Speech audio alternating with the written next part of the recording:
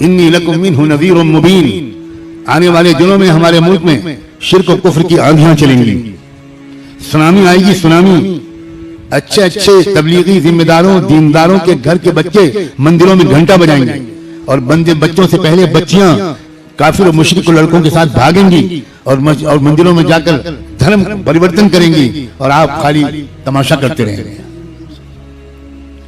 اس challenge کو قبول کرو، اور چیلنج کو قبول کرنے کا مطلب کسی سے لڑائی نہیں ہے، بلکہ یہ ہے کہ ہم اپنے پورے فیملی بچوں کے مزاج میں ایمان کو اتنی گہرائی سے پیوست کر دیں گے کہ آندھیاں نہیں سونامی چلے تب بھی میرے خاندان کا کوئی بچہ توحید کا سودا نہیں کرے گا۔ بولو یہ کرو گے کہ نہیں کرو گے؟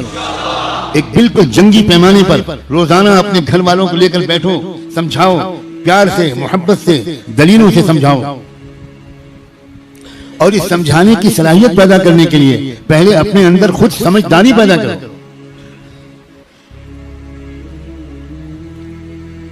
اسی کے لیے میں نے دوسری آیت پڑھی تھی، وَمَا كَانَ الْمُؤْمِنُونَ لِيَنْفِرُوا كَافَّةً فَلَوْلَا نَفَرَ مِنْ كُلِّ فِرْقَةٍ مِّنْهُمْ طَائِفَةٌ لِيَتَفَقَّهُوا فِي الدِّينِ وَلِيُنذِرُوا قَوْمَهُمْ إِذَا رَجَعُوا إِلَيْهِمْ لَعَلَّهُمْ يَحْذَرُونَ۔ دیکھو ترتیب یہ ہے جو اللہ کے رسول نے قائم کی تھی اللہ کی رہنمائی میں، اور جس ترتیب کے بارے میں قرآن کی وہ آیت سورہ توبہ کی اتری تھی جو میں نے ابھی پڑھی دوبارہ۔ اور وہ ترتیب یہ تھی کہ مسجد نبوی میں مدینہ منورہ میں ایک تربیت کا مرکز قائم ہو گیا، ایک اسلام کی سمجھ حاصل کرنے کا ایک مرکز بن گیا۔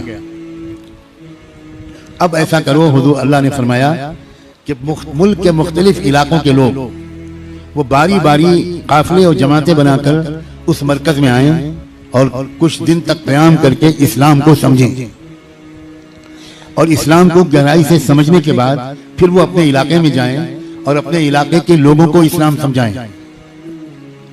ہر جگہ سے لوگ آئیں، پہلے ایک مرکز بنے، ایک مضبوط مرکز بنے جس میں ہزاروں لوگوں کے آنے کی، ٹھہرنے کی، دین کے سیکھنے کے انتظامات ہوں۔ وہاں لوگ آئیں، وہاں توحید سیکھیں، رسالت سیکھیں، آخرت سیکھیں، تقدیر کے عقیدے پر مطمئن ہوں، فرشتوں پر ایمان لائیں، قرآن پر ایمان لائیں، اللہ کی تمام کتابوں کو سمجھیں، کتابوں پر ایمان لائیں، اور قرآن مجید کی موٹی موٹی معلومات کو سمجھیں۔ چند مہینے میں یہ تعلیم مکمل ہو جائے تو اپنے علاقے میں جائیں، اپنے علاقے کے اندر لوگوں کو وہاں بھی تعلیم دیں، اور وہاں سے نئے قافلوں کو مرکز بھیجیں۔ ایک مرکز امت میں ایسا ضروری ہے جہاں دل دھرنے کی جگہ نہ ہو، علاقے کے لوگ جا رہے ہوں، کچھ دن ٹھہر کر اسلام کو سمجھ رہے ہوں، دین کو سمجھ رہے ہوں، عقل کو پختہ کر رہے ہوں، ہمت کو بلند کر رہے ہوں، اور مقابلے کی اسپرٹ لے کر آ رہے ہوں، اور واپس آئیں اور پھر دوسرے لوگ جائیں، آ رہے ہوں، قافلے آ رہے ہوں اور قافلے جا رہے ہوں۔ یہ ہے صحیح صورتحال کہ ایک مرکز ہونا چاہیے جس مرکز سے ہر مسلمان جڑا ہوا ہو۔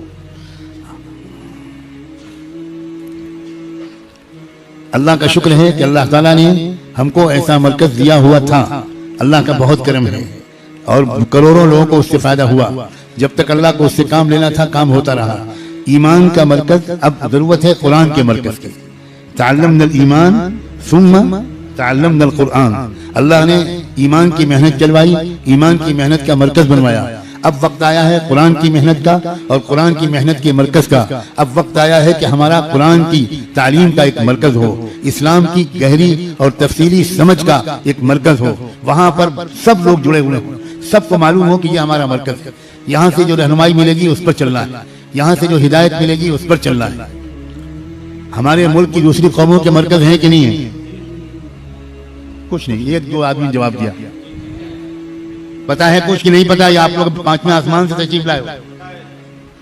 مضبوط مرکز ہے کہ نہیں ہے؟ اس مرکز سے جو اشارہ ہوتا ہے ملک کے وزیر اعظم بھی اس کو ماننے پر مجبور ہوتا ہے، پوری قوم اسی کو مانتی ہے، فوج اسی کو مانتی ہے، پتہ نہیں کون کون اس کو مانتا ہے۔ ایک مضبوط مرکز بنایا انہوں نے، اس مرکز میں پیسہ لگایا، اس مرکز پہ جان لگائی، اس مرکز پہ مال لگایا، اپنی آمدنیاں لگائیں، اپنی صلاحیتیں لگائیں، مرکز کو مضبوط کیا، اور آج ساری دنیا جانتی ہے کہ حکومت دلی سے نہیں کی جا رہی، اس مرکز سے کی جا رہی ہے۔ جو نہیں جانتے وہ احمق ہیں، جو سمجھدار ہیں وہ سب جانتے ہیں کہ سرکار دلی میں نہیں چلتی، سرکار ناگپور میں چلتی ہے۔